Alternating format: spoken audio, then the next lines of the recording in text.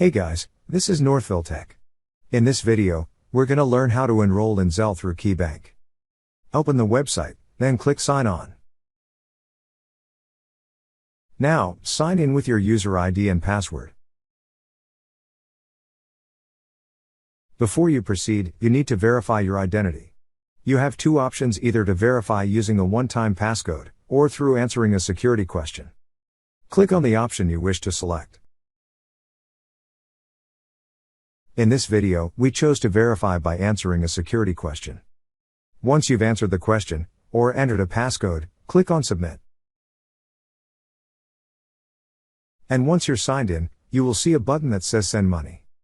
Click on Send Money. Then a pop-up window will appear showing a section for Send Money with Zelle. There, you will see an option for Send. Click on Send. After that, a message will appear saying that you need to enroll to use Zelle. To continue, click on Enroll. Now, you have two options whether to enroll using a mobile number, or using an email. In this video, we chose to enroll using an email. So we enter a valid email address under the email section. But if you choose to enroll using mobile number, then enter your US mobile number on the first field. After that, click on Add.